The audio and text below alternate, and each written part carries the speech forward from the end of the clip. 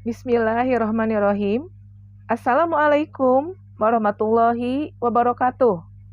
Apa kabar anak-anakku semuanya, kelas 12? Semoga kalian tetap sehat dan tetap semangat dalam mengikuti mata pelajaran bahasa Indonesia. Baiklah, untuk pertemuan kali ini, kita akan beralih kepada materi bab 2, yaitu tentang teks cerita sejarah. Sebelum kita melanjutkan kepada materi, ada moto yaitu kata-kata bijak. Setiap orang yang ingin berhasil, maka dia akan merelakan rasa lelah menjadi meninggalkan rasa malasnya.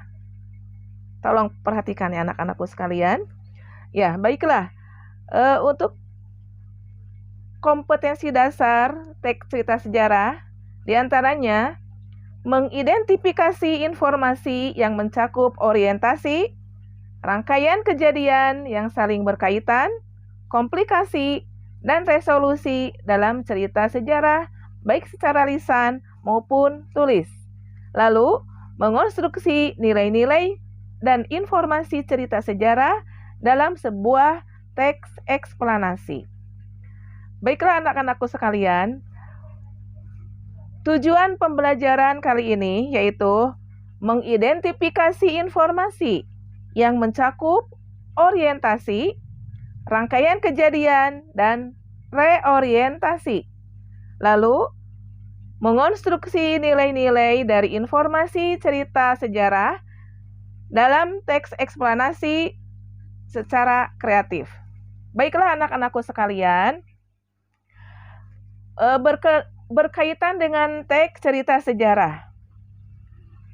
Kata sejarah berarti, dengan kata sejarah pasti kalian ingat kalau sejarah berarti peristiwa yang terjadi pada masa lampau kan? Nah, baiklah, ada kaitannya. Sekarang kita lihat. Untuk teks cerita sejarah, apa sih teks cerita sejarah itu? Ada yang tahu?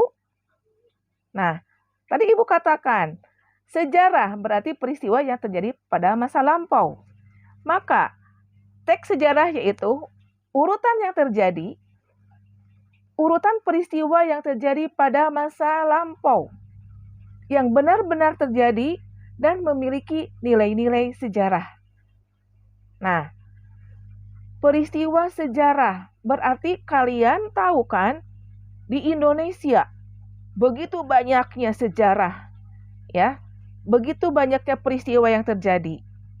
Salah satu contoh misalnya di Bandung, di kota Bandung ya, misalnya peristiwa Bandung Lautan Api, atau peristiwa G30 SPKI, atau misalnya terjadinya cerita tentang asal muasal Candi Borobudur, atau misalnya cerita tentang Raden Ajeng Kartini, cerita sejarah tentang Soekarno.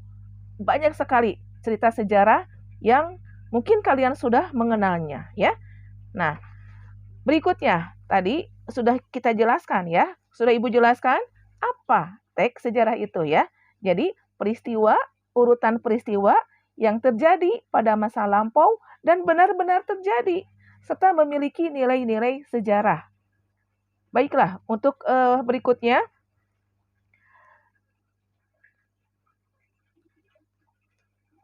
Nah, ciri-ciri dari teks sejarah itu sendiri, ya. Ciri-ciri teks cerita sejarah, 1, disajikan secara kronologis. Kronologis berarti urutan peristiwa sebelum peristiwa itu terjadi, saat peristiwa itu terjadi, dan setelah peristiwa itu terjadi. Jadi secara kronologis. Ya. Berikutnya, menggunakan konjungsi temporal. Ya. Temporal berarti menunjukkan waktu. Kalau waktu berarti menggunakan kata-kata saat, ketika, saat, ketika, pada, dan lain-lain. Yang jelas konjungsi yang berkaitan dengan waktu. Ya. Nah, berikutnya di sini Yang ketiga, berisi fakta atau data. Teks cerita sejarah itu mengandung fakta atau data. Karena peristiwa itu benar-benar terjadi, data itu didapat dari 5W1H. Apa 5W1H? Atau kita singkat dengan nama adik Simba. Adik Simba, karena ini fakta ya, jadi kita kalau mengurai fakta, berarti rumusnya ada 5W dan 1H. Atau biasa disingkat adik Simba. A, apa? Di mana peristiwa itu terjadi? K-nya, kapan peristiwa itu terjadi? Lalu siapa yang terlibat dalam peristiwa tersebut? Mengapa dan bagaimana? Nah, itu ciri-cirinya ya. Ciri-ciri dari teks cerita sejarah. Tadi kita jelaskan lagi, Ibu jelaskan lagi. 1, disajikan secara kronologis atau urutan waktu. Yang kedua, menggunakan konjungsi temporal atau waktu. Lalu yang ketiga, berisi fakta atau data. Karena betul-betul terjadi, benar-benar terjadi, maka ada faktanya. Fakta didapat dari 5W1H. Apa? Di mana peristiwa itu terjadi? Kapan? Siapa? Mengapa? Dan bagaimana? Ya. Jadi itu ciri-ciri dari teks cerita sejarah. Nah, berikutnya. Berarti kalian harus tetap mengingat sejarah ya, terutama sejarah yang berhubungan dengan peristiwa pada masa lampau, peristiwa yang terjadi di Indonesia. Nah, tadi sudah dibahas mengenai pengertian, lalu ciri-cirinya, dan sekarang adalah struktur teks cerita sejarah. Ketika kalian membaca cerita sejarah, kalau kita analisis, di dalamnya terdapat struktur teks cerita sejarah. Struktur teks cerita sejarah diantaranya ada 3 bagian. Yang pertama adalah orientasi. Orientasi yaitu adalah pengenalan situasi cerita atau pengantar. Sekali lagi, orientasi adalah pengenalan situasi cerita atau pengantar. Ketika kalian membaca suatu teks, maka pada paragraf pertama itu disajikan orientasi atau pengenalan. Nanti kita lihat contohnya, ya. Jadi, orientasi adalah pengenalan. Yang kedua adalah urutan peristiwa. Struktur teks cerita sejarah yang kedua adalah urutan peristiwa. Atau di sini disebut juga urutan kejadian dari awal sampai akhir. Kalau misalnya teks cerita sejarah itu disajikan misalnya 5 paragraf, paragraf pertama adalah orientasi. Paragraf kedua dan ketiga adalah urutan peristiwanya dari awal sampai akhir. Dan nanti yang ketiga ditutup dengan reorientasi. Reorientasi yaitu pendapat atau komentar penulis. Ya, biasanya disajikan pada akhir paragraf. Bisa berupa kesimpulannya ya atau saran. Sekali lagi, struktur teks cerita sejarah. Coba apa tadi ya? Ayo kita sama-sama. 1 adalah orientasi. Ya. Orientasi berupa pengenalan cerita. Yang kedua adalah urutan peristiwa. Urutan peristiwa itu biasanya di dalamnya ada konflik ya, ada klimaks, anti klimaks dan lain-lain ya. Jadi urutan dari awal sampai akhir. Dan terakhir adalah reorientasi. Ibu tegaskan kembali, jika teks cerita sejarahnya ada 5 paragraf, berarti paragraf pertama adalah orientasinya atau pengenalan. Paragraf kedua adalah urutan peristiwa, juga paragraf ketiganya urutan peristiwa, dan paragraf Kalau 5 paragraf ya, paragraf 1-nya orientasi, paragraf 2, 3, 4 adalah urutan peristiwa, dan paragraf 5 adalah reorientasi atau komentar pendapat dari penulis. Berikutnya, itu struktur teks cerita sejarah. Nah, sekarang di sini ada contoh teks cerita sejarah. Ibu ambil contoh itu tentang sejarah Raden Ajeng Kartini. Ya. Kisah Raden Ajeng Kartini. Nah, orientasinya di sini yang termasuk ke dalam orientasinya ini kalimatnya ya. Raden Ajeng Kartini merupakan seorang perempuan dari kalangan bangsawan yang lahir di daerah Jepara pada 21 April 1879.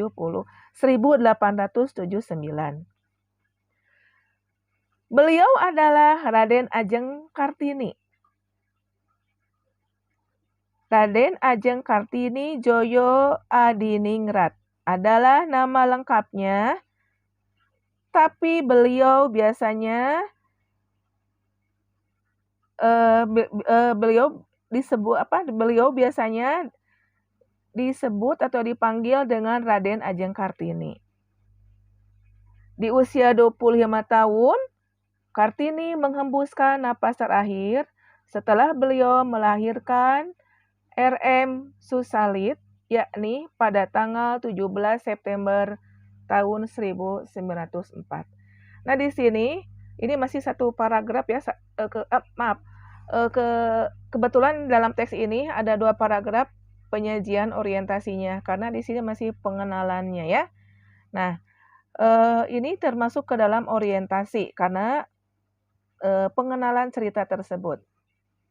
Berikutnya, bagian urutan peristiwa. Ketika Raden Ajeng Kartini berusia 12 tahun, ia memulai perjuangannya di dunia pendidikan agar memperoleh pendidikan setinggi-tingginya. Namun sayangnya, keinginan terbesarnya itu mendapat tantangan keras, terutama dari ayahnya. Sebab di usia kebanyakan, perempuan dahulu sudah dipingit dan menikah. Hingga suatu hari Raden Ajeng Kartini menikah dengan seorang bupati Rembang, yakni Adipati Aryo Singgih Joyo Adiningrat. Hal yang tak terduga ternyata Adipati Aryo Singgih Joyo Adiningrat sangat mendukung Kartini agar dapat meraih impiannya. Beliau bahkan mengizinkan Kartini mendirikan sekolah wanita. Nah, ini merupakan urutan peristiwa ya, urutan peristiwa yang terjadi yang dialami oleh Raden Ajeng Kartini. Berikutnya adalah reorientasi. Atas semua jasa yang telah diberikan Raden Ajeng Kartini, terutama di bidang pendidikan untuk wanita, beliau mendapatkan penghormatan dan penghargaan. Di sana Kartini ditetapkan sebagai seorang pahlawan nasional. Seorang pahlawan nasional Indonesia secara resmi dan didasarkan. Sifat dan keyakinan beliau untuk terus mendapatkan pendidikan dan mencari ilmu setinggi langit yang patut ditiru. Nah, ini kenapa termasuk orientasi? Karena di sini ada pendapat penulisnya ya. Yang mana pendapat penulisnya di sini? Kartini ditetapkan sebagai pahlawan nasional ya. Jadi di sini ada komentar pendapat dari penulis, gitu ya. Itu contoh dari teks cerita sejarah. Berikutnya, di dalam teks cerita sejarah di situ ada kaidah kebahasaannya. Ketika kalian membaca teks cerita sejarah, ada kaidah kebahasaan teks cerita sejarah. Kaidah kebahasaannya diantaranya 1, menggunakan kalimat yang bermakna lampau. Karena sejarah, maka lampau ya. Apa ciri lampau itu? Ada kata telah, ada kata pada waktu itu. Pada waktu itu Kartini misalnya melahirkan seorang anak, gitu ya. Telah, ya. Jadi ada kata-kata telah pada waktu itu. Jadi mengemukakan pada masa lampau. Pada tahun 1945 Indonesia, gitu ya, Indonesia merdeka.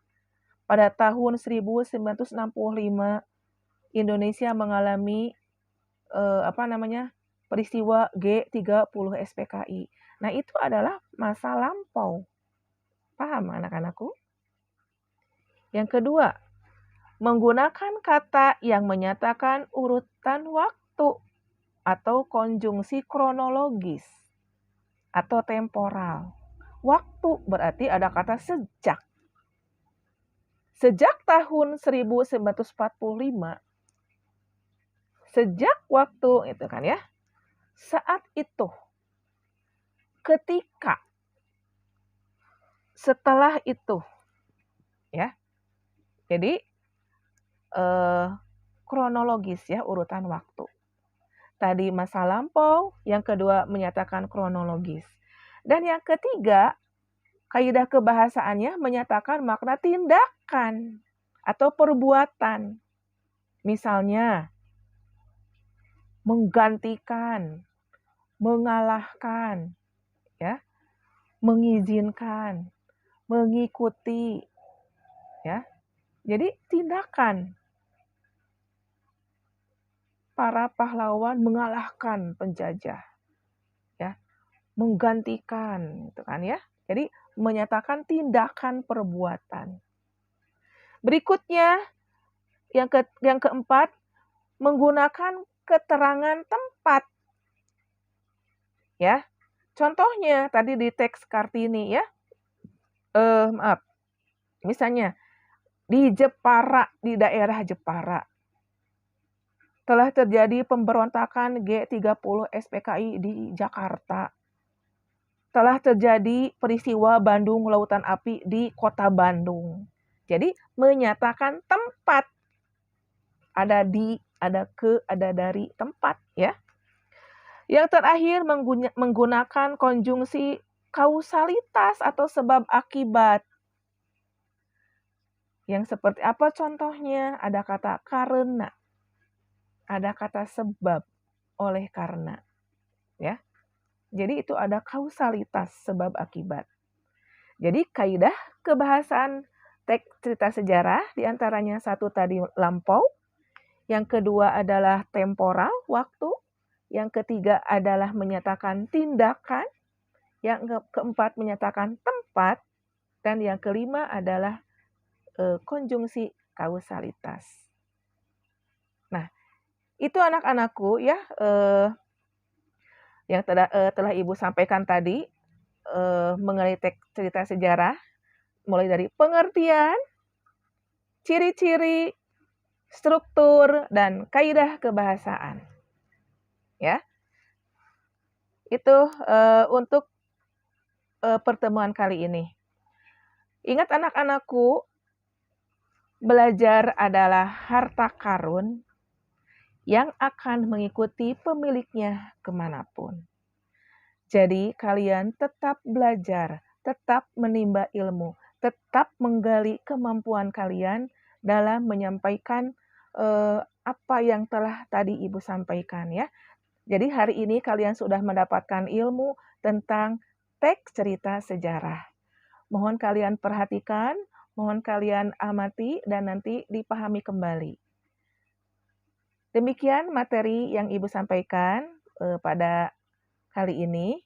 Semoga bisa bermanfaat untuk kita semua. Sekali lagi Ibu tekankan, tetap sehat, tetap semangat, dan jaga kesehatan. Terima kasih.